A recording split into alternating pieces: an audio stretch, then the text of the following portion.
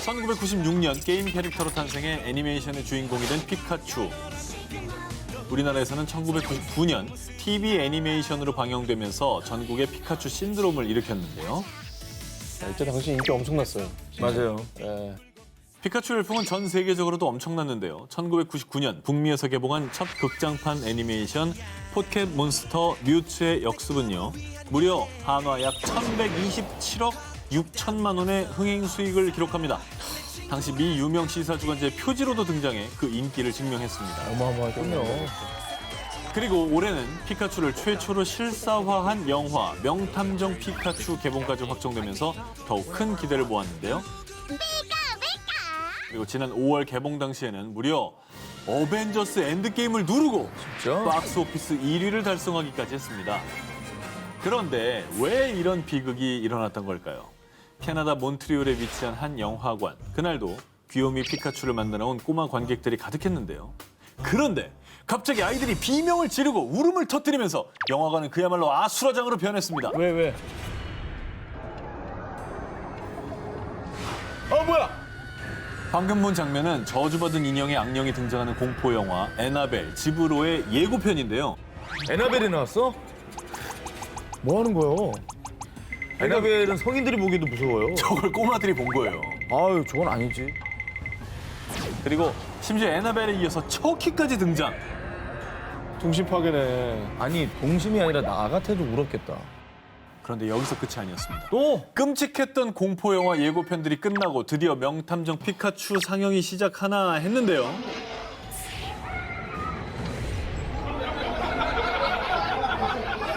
매일 밤 아이들을 잡아가는 귀신이 등장하는 공포 영화 요로나의 저주의 본편이 상영된 겁니다.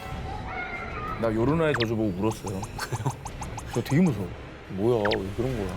결국 화가 난 관객들은 영화관 측에 강력하게 항의했는데요. 아, 정말 죄송합니다.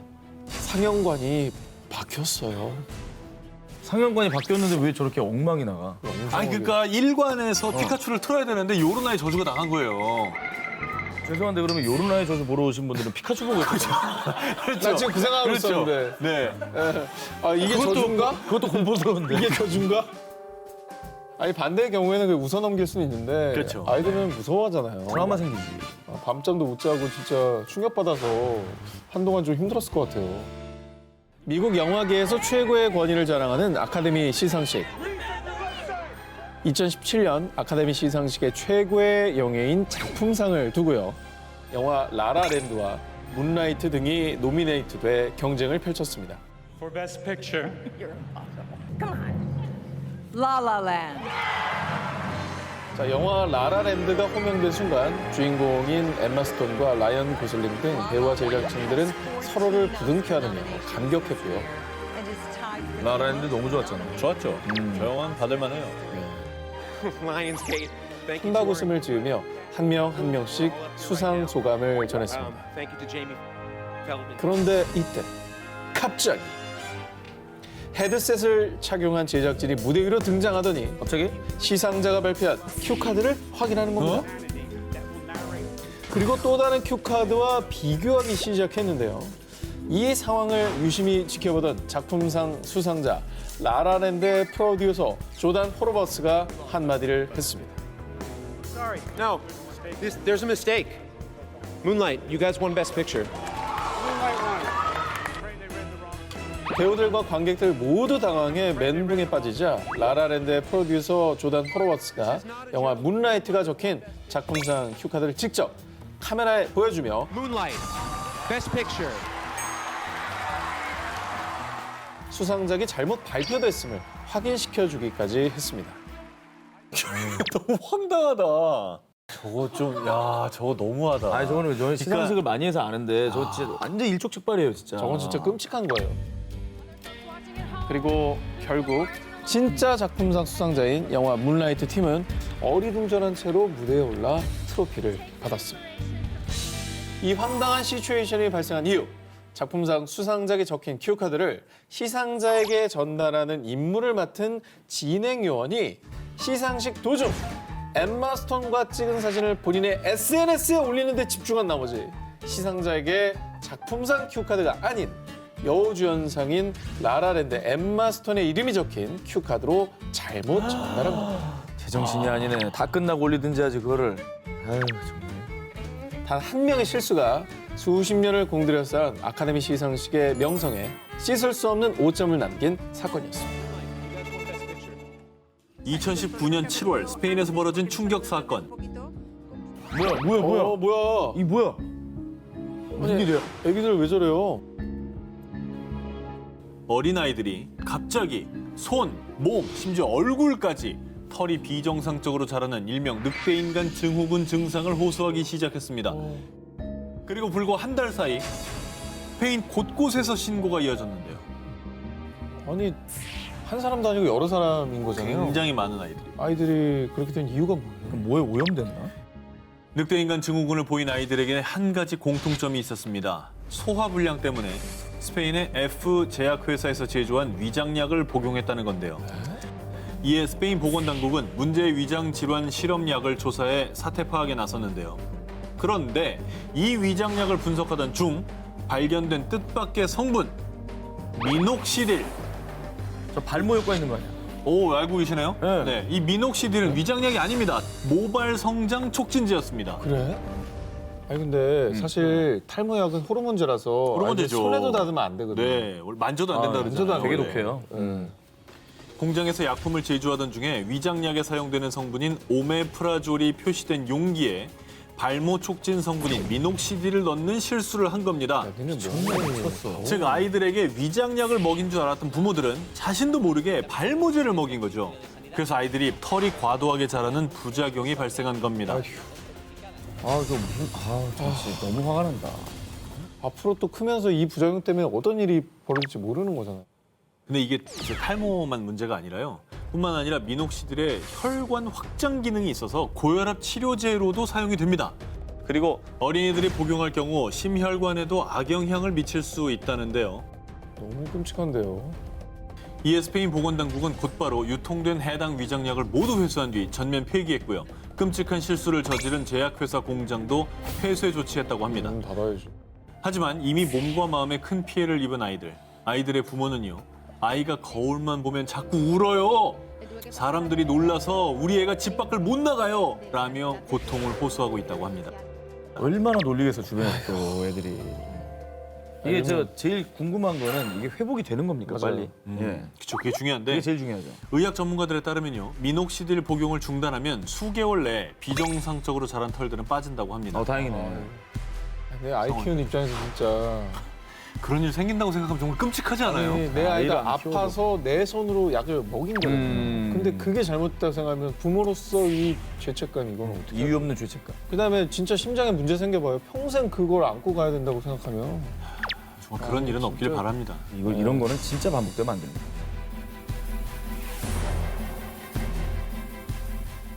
지난 1월 29일 오후 10시경 글로벌 전자기업 소피 차이나의 공식 SNS에 공지가 올라왔습니다.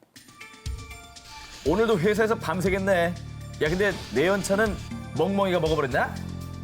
입사한 지 1년 6개월이 됐다는 직원이 회사 시스템에는 연차가 0으로 기록돼 있죠. 이거 와. 어우 아찔하다. 자, 소피 차이나의 공식 SNS를 관리하는 홍보팀 직원 A씨가요. 회사 시스템에 본인의 연차가 누락된 걸 알고 자기 개인 SNS에 신세 한탄을 한다는 게 그만 본인 계정으로 착각을 해서 회사 뒷담화 글을 올린 겁니다. 아 이거 와. 내가 다 끔찍하다. 아 내가 다 식은땀이 나네. 와. 자, 이거는요. 아시겠지만 올렸다가 아이고 지워도 그만 퍼집니다. 그렇죠. 저 어떻게 됐어요, 저 사람? 몇 시간 뒤 해당 글을 빛처럼 삭제시킨 소피 차이나. 그리고 다음 날 아침 7시. 홍보팀 직원이 계정 바꾸는 걸 깜빡했습니다. 회사 연차 시스템도 고장이 나서 발생한 일입니다. 그리고 다행히도 당시 누리꾼들이 쉴드까지 쳐줬으니 그 직원 절대 해고하면 안 됨. 1년치 광고보다 이번 해프닝이 홍보 효과가 더 컸어요. 참 다행이다. 라며 실수한 직원을 감싸줬다고 합니다. 제가 볼 때는 그날 밤에 일단 자기 개인 계정은 탈퇴하고 삭제했을 겁니다, 아마. 와, 저거 어떡하냐, 저 사람, 진짜. 여러분 실수 안 하고 사는 사람 없다지만은 그래도 조심 또 조심. 특히 뒷담화는 더욱 조심입니다. 2015년 베트남 하노이. 3년 전에 낳은 첫 아들에 이어서 건강한 둘째 아이를 품에 안은 엄마 부티흥. 그런데 봐봐. 둘째는 아빠를 닮았잖아. 아, 첫째는 대체 누구 닮은 거야? 둘째와 달리 유독 부모를 닮지 않은 첫째 아이. 사람들이 하도 수군대자 부티흥의 남편은 아내의 외도를 의심해 첫째 유전자 검사를 의뢰했습니다. 불안하다. 그런데 정말 충격적이게도 첫째 아이와 자신의 DNA는 불일치. 아이고. 이거 뭐 남편의 의심이 사실이었던 거예요? 얼마나 치가 떨렸겠습니까? 본인 DNA가 아니었습니다. 이 결과에 아내 부티영은 억울함을 호소했습니다. 하지만 분노한 남편은 이혼을 통보했죠.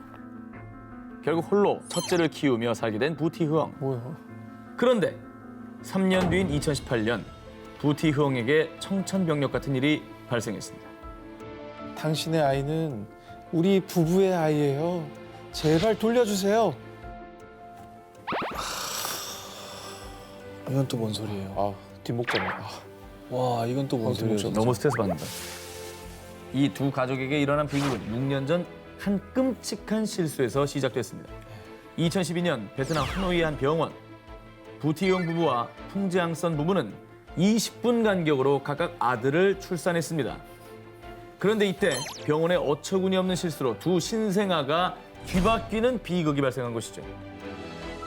근데 이제 와서 어떻게 한 거예요, 이거를? 이게 6년 만에 어떻게 알고 찾아온 거예요? 자, 풍지안선 부부 역시요. 부모와 닮지 않은 아이의 외모 때문에 서로를 의심하며 갈등을 겪어왔다고 합니다. 두 가정을 아주 X를 냈군. 자, 그런데 이건 또 무슨 운명의 장난이었을까요? 부부의 지인이 다른 동네에서 남편과 닮은 아이를 봤다며 사진을 찍어서 보여줬고 결국 풍지안선 부부는 유전자 검사를 통해 자신의 아이가 친자가 아니란 걸 알게 된 것이죠. 이게 또 무슨 운명의 장난이에요. 저 애는 어떻게 해, 그러면 이제? 자기 엄마 아빠라고 생각하고 6년을 살았는데 저 애는 어떻게 해?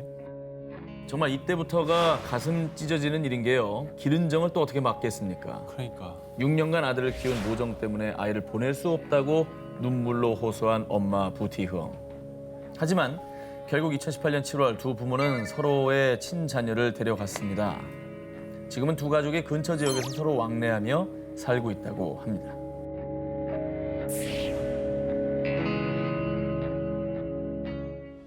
(2014년 7월) 호주 시드니에서 벌어진 일입니다.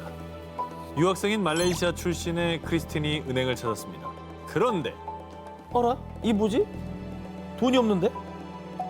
돈이 있네? 이게 어떻게 된 일이냐? 외국 은행에서도 통장 잔고가 부족해도 일정 금액까지 초과 인출할 수 있는 일종의 마이너스 통장 서비스를 제공하고 있습니다.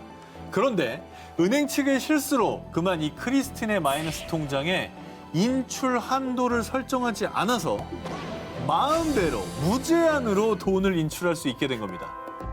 이 엄청난 사실을 알게 된 크리스틴은요, 곧바로 부동산으로 직행. 그리고 시드니 전경이 한눈에 보이는 무려 월세 300만 원의 호화 펜트하우스를 계약했고요.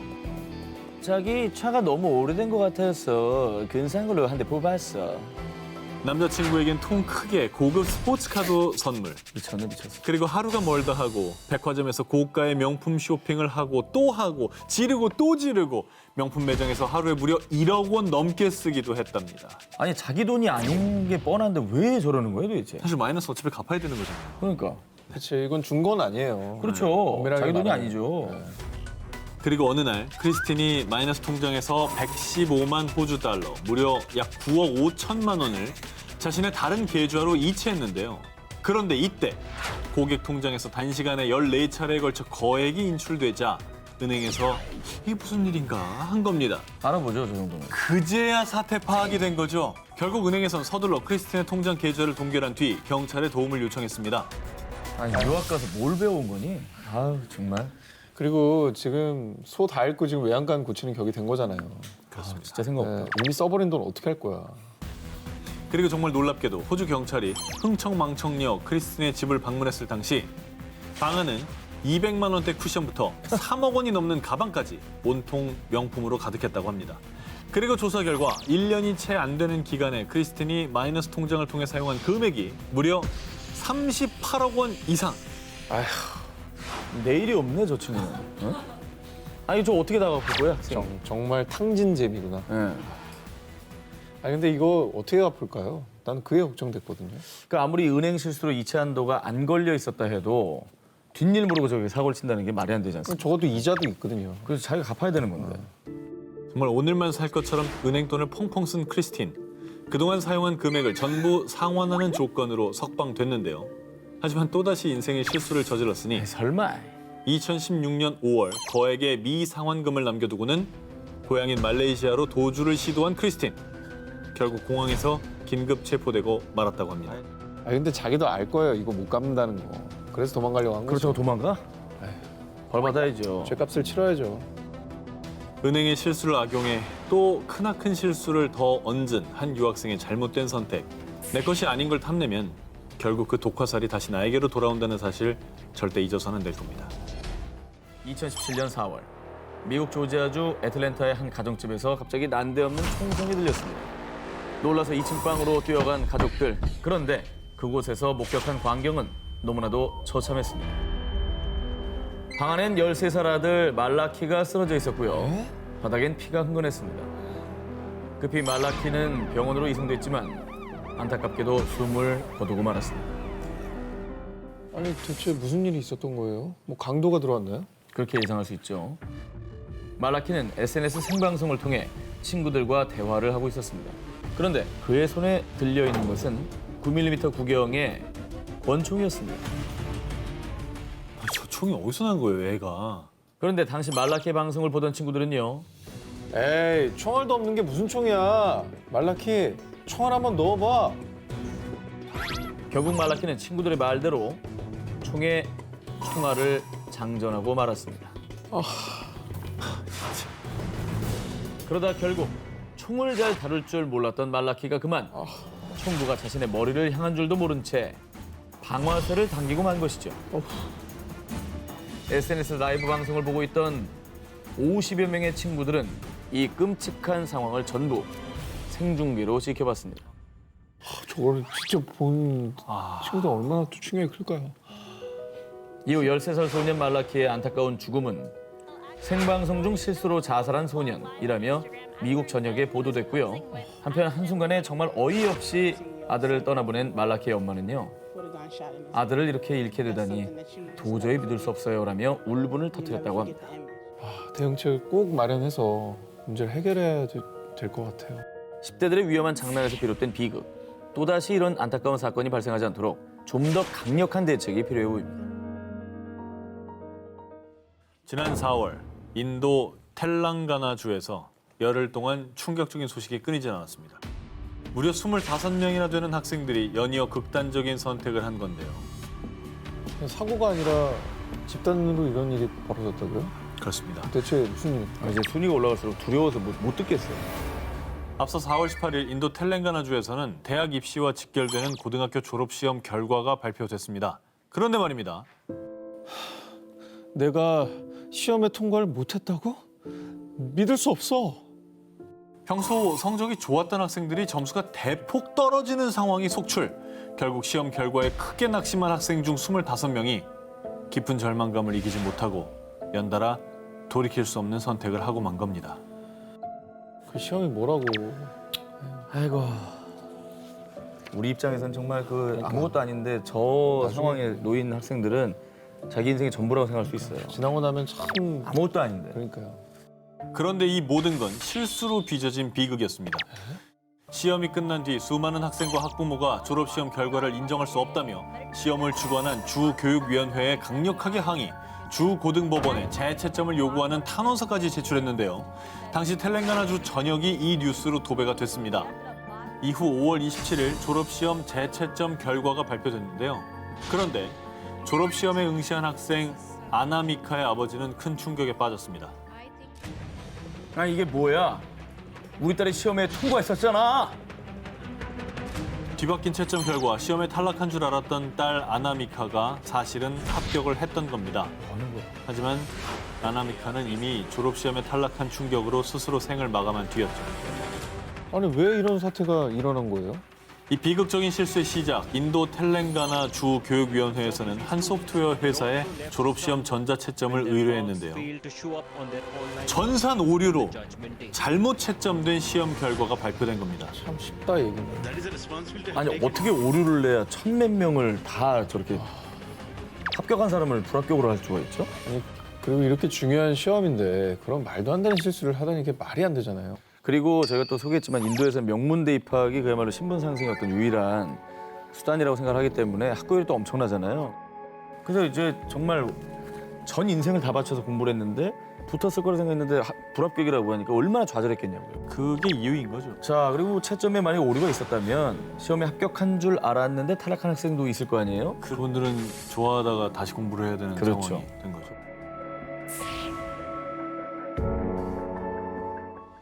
2018년 미국 캘리포니아주 아르메니아계의 마누키언 부부는 난임으로 고민하다가 한 병원을 찾아 시험관 시술을 받았습니다. 하지만 안타깝게도 좀처럼 아이는 찾아와 주지 않았습니다. 그런데 2019년 7월 기자회견을 열고 충격적인 사실을 밝힌 마누키언 부부. Shaw robbed me of my ability to carry my own child, my baby boy. 이건 또 뭔 소리예요? 임신이 안 됐다고 했는데 뭐야 또 뺏어? 이게 뭐예요 이게? 이 끔찍한 사건의 발단, 마누키언 부부가 시험관 시술을 받은 그때 마누키언 부부와 같은 병원에서 시험관 시술을 받은 A씨 부부. 안타깝게도 마누키언 부부는 시술에 성공하지 못했지만요. A씨 부부는 시술에 성공. 그토록 기다리던 귀여운 쌍둥이를 출산했습니다. 그런데 말입니다. 쌍둥이들을 보고 깜짝 놀란 A씨 부부. 그 이유는 병원에선 분명 여자 쌍둥이라고 했는데요. 출산한 아기가 남자 쌍둥이였으며 게다가 외모도 너무나 달랐다는 겁니다. 그 뒤 쌍둥이들의 유전자 검사를 한 A씨 부부.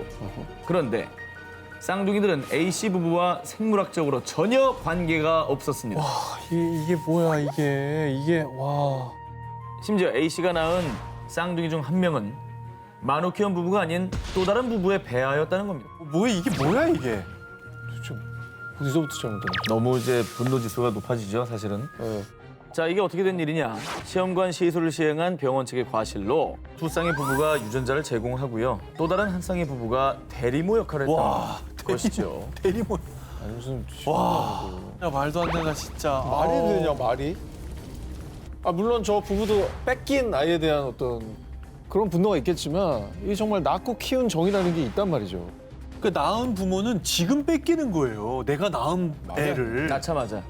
그러니까 이 세 부모가 다 지금 난리가 난 거예요. 다. 인생을 망가뜨린 거지.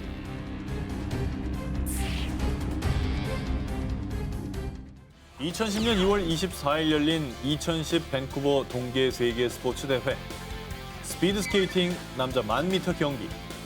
사람들은요, 빙속 황제 네덜란드의 스벤 크라머 선수가 당연히 금메달을 차지할 것이라고 예측했는데요. 경기가 시작되자 무서운 속도로 빙판 위를 질주한 크라머 선수. 2등보다 무려 4.05초나 빨리 결승선을 통과. 와우. 와. 올림픽 신기록을 세우며 기쁨의 만세를 불렀습니다. 그런데 말입니다. 몇 분 뒤 스피드 스케이팅 남자 1000m 메달 수여식에서 금메달을 목에 건 주인공은 크라머 선수가 아닌 왜? 대한민국의 이승훈 선수였습니다. 맞아. 이거 사실 이승훈 선수가 깜짝 금메달 하면서 맞다. 크라머 선수가 4초가 넘게 빨리 들어왔는데 맞아. 금메달이 아닌 이유. 스피드 스케이팅의 경우에는 인코스와 아웃코스를 번갈아 타는 게 규정이지 않습니까? 그렇죠. 그런데 경기 도중 크라머 선수가 단 8바퀴를 남겨둔 상황. 이때 아웃코스로 향하던 크라머 선수는요. 게라드 캠캐스 코치의 인코스 사인을 보고 급하게 인코스 레인으로 들어가 쾌속 질주를 합니다. 그런데 사실 이때 크라머 선수는 아웃코스를 탈 차례였습니다. 아이고야. 결국 인코스를 2번 탄 크라머 선수는 최종 실격 처리가 되고 만 거죠. 그러니까 룰을 어긴 거구나, 본의 아니게. 근데 원래 코치가 그거 하거든요, 사인을. 코치가 헷갈린 거네요. 당시 캠캐스 코치는 크라머 선수에게 2위인 이승훈 선수와의 시간차를 알려주려고 지시판에 글을 쓰다가요. 크라머 선수가 이미 아웃코스로 레인을 바꾼 것을 못 보고 인코스로 옮겨 타야 한다고 착각한 겁니다. 경기 후 캠캐스 코치는 모두 제 실수고 제 책임입니다.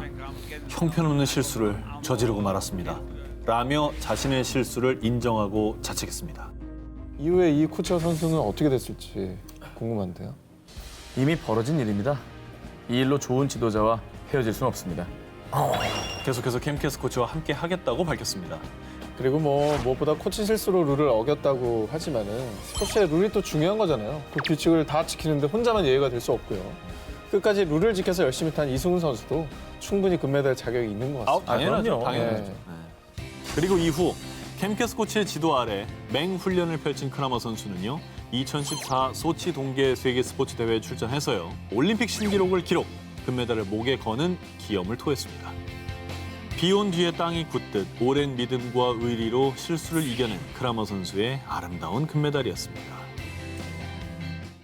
2019년 5월 8일 이탈리아 나폴리에 위치한 산 카를로 오페라 극장에서 이탈리아의 세르지오 마타렐라 대통령, 스페인의 펠리페 6세 국왕, 포르투갈의 마르셀로 헤벨루 도소자 대통령이 모여 3개국 디지털 기술협력 회의가 열렸습니다. 이탈리아 측은 이 뜻깊은 자리를 위해 무척 공을 들여서 행사를 준비했는데요. 자, 그리고 드디어 대망의 행사 당일 청소년 합창단과 오케스트라가 함께 무대에 올라 각국의 국가를 합창했는데요. 그런데 스페인 국가가 장엄히 울려 퍼진 바로 그때. 불안불안하다. 그러니까.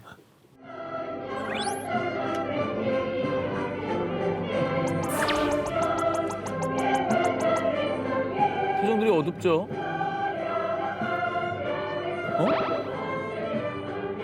자, 무대를 지켜보던 스페인의 펠리페 6세 국왕의 얼굴이 다소 굳어졌고요. 이거 왜 그러지? 보통 자기네 나라 국가 나올 땐 좀 밝은 표정인데. 이탈리아 청소년 합창단이 행사 전부터 공을 들여 준비한 스페인 국가 가사를 살펴보면요.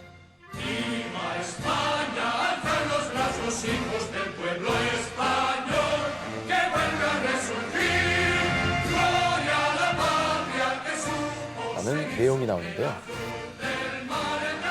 사실 이 가사는 스페인에서 철권 통치를 휘두르던 독재자 프랑코 시대에 재창된 가사로요. 즉, 독재를 옹호하는 전체주의 성향을 띤 것이었습니다. 이후 스페인 국가는 원래대로 가사 없이 멜로디만 남게 되었는데요. 얼마나 싫었으면 가사를 빼버렸겠습니까?